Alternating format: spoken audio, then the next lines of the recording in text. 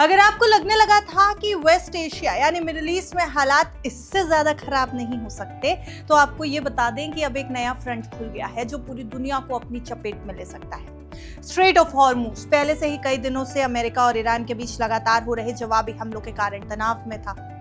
अब रेड सी भी एक बार फिर हमलों की चपेट में आ गया है। ईरान बैक्ड हूथियों ने कई महीनों बाद रेड सी में कमर्शियल शिपिंग पर अपने पहले हमले का दावा किया और ये बहुत बड़ी चिंता की बात है। आपको गाजा युद्ध याद है, जब हूती हमलों ने रेड सी को वॉर जोन बना दिया था। जहाजों को अफ्रीका का लंबा रास्ता लेना पड़ा था, जिससे फ्रेट कॉस्ट बढ़ गई थी और तेल से लेकर खाने पीने की चीजों तक हर चीज महंगी हो गई थी। अब वही खतरा फिर लौट आया है, लेकिन इस बार दुनिया के सामने दांव कहीं बढ़ा, क्योंकि पहली बार दुनिया के दो सबसे बड़े energy routes strait of Hormuz और रेड सी एक साथ खतरे में है। अगर आपको $90 से ऊपर का तेल महंगा लग रहा था, तो अब तो ये $100 प्रति बैरल के पार पहुंच गया है। और अब जरा सोचिए क्या होगा जब तेल के टैंकर ही चलना बंद कर देंगे और दुनिया फिर से तेल की सप्लाई के लिए संघर्ष करने लगेगी। सबसे पहले तेल बाजार की बात कर लेते हैं इस वीडियो में। देखिए, आज दुनिया की शुरुआत इस खबर के साथ हुई थी, आज यानी 24 जुलाई को, कि कच्चे तेल की कीमतें $100 प्रति बैरल के पार पहुंच गई, क्योंकि रेड सी और स्ट्रेट ऑफ हॉर्मुज से जुड़ा हर नया खतरा अब तेल के प्राइसेस में जुड़ता दिखाई दे रहा है। इसी वजह से ब्रेंट क्रूड $100 प्रति बैरल के करीब पहुंच गया। वहीं WTI यानी नॉर्थ अमेरिका के क्रूड ऑयल का प्रमुख बेंचमार्क भी तेजी से बढ़ रहा है।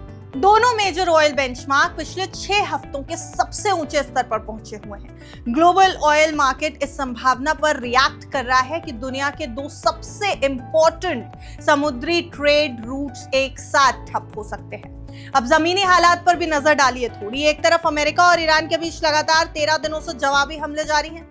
दूसरी तरफ रेड सी में यमन के हूती विद्रोहियों ने 2 सऊदी अरब के तेल टैंकरों को मिसाइल और ड्रोन से निशाना बना दिया।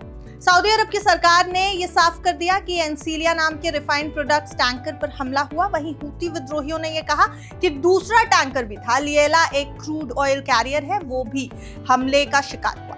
हूतियों ने अंतरराष्ट्रीय शिपिंग कंपनियों को सऊदी पोर्ट से दूर रहने की चेतावनी भी दे दी है। अब रिपोर्ट्स के मुताबिक कुछ जहाज अब रेड सी के एंट्री गेट बाब अल मंदेब स्ट्रीट से बचने लगे हैं। अगर ऐसा जारी रहा तो तेल की कीमतें और बढ़ सकती है। रेड सी सऊदी अरब के लिए एक तेल निर्यात का सबसे इंपॉर्टेंट ऑप्शनल रास्ता बन गया था। इसके जरिए Saudi Arab straight of Hormuz को बाईपास करके अपना तेल एक्सपोर्ट कर रहा था, जहां कमर्शियल ट्रैफिक लगभग ठप हो चुका है। लेकिन अब यह बैकअप रूट भी दबाव में है। अगर कमर्शियल शिप्स वापस लौटने लगे तो झटका सिर्फ ऑयल पे नहीं आएगा, यानी तेल को नहीं लगेगा। इसका असर ग्लोबल शिपिंग, फ्रेट कॉस्ट और सप्लाई चेन पर सीधे तौर पर पड़ेगा। लेकिन अब ऐसा लगता है कि वॉशिंगटन फिलहाल इसको लेकर के ज्यादा चिंतित है नहीं, क्योंकि अमेरिकी राष्ट्रपति डोनाल्ड ट्रंप का कहना है कि अमेरिका को स्ट्रेट ऑफ हॉर्मुज की जरूरत ही नहीं। लेकिन अगर अमेरिका गल्फ से कम तेल खरीदता भी है, तब भी ग्लोबल कीमतों में बढ़ोतरी का असर अमेरिकी कस्टमर्स पर पड़ेगा। ट्रूथ सोशल पर डोनाल्ड ट्रंप पोस्ट करते हुए ये चेतावनी दे रहे हैं ईरान को कि अगर आने वाले समय में हूती विद्रोही कमर्शियल शिपिंग पर हमला करते हैं तो अमेरिका इसके लिए सीधे ईरान को जिम्मेदार मानेगा। उन्होंने हूतियों को ईरान का प्रतिनिधि और प्रॉक्सी बता दिया। ये भी कहा कि अगर वो फिर हमला करेंगे तो उन्हें बड़ा सैन्य जवाब दिया जाएगा, यानी मिलिट्री एक्शन हो जाएगा। इससे पहले अमेरिकी विदेश मंत्री मार्को रूबियो ने यह कह दिया था कि हूती विद्रोही ईरान के बहकावे में आकर रेड सी में हमले कर रहे हैं। उन्होंने यह भी कह दिया था कि रिपोर्ट्स के मुताबिक एक सऊदी फ्यूल शिप चीनी झंडे के साथ चल रहा है, यानी चाइना के फ्लैग के साथ। अगर उस जहाज पर हमला होता है तो यह चीन के लिए भी समस्या बन जाएगा, और तब यह सिर्फ एक क्षेत्रीय नहीं बल्कि पूरी दुनिया की प्रॉब्लम बन जाएगी। उन्होंने ये भी उम्मीद जताई कि हालात जल्द शांत होंगे, क्योंकि उनके मुताबिक हूती ईरान के बहकावे में आए हैं। लेकिन ईरान का रिएक्शन भी उतना ही सख्त है। ईरान की संसद में स्पीकर मोहम्मद बाकर कालिबाफ ने यह कह दिया कि अगर ईरान तेल नहीं बेच सकता तो खाड़ी में भी कोई तेल नहीं बेच पाएगा, यानी गल्फ कंट्रीज में भी कोई ऑयल ट्रेड कर नहीं पाएगा अगर ईरान को ऑयल मार्केट में ट्रेड करने से रोका गया।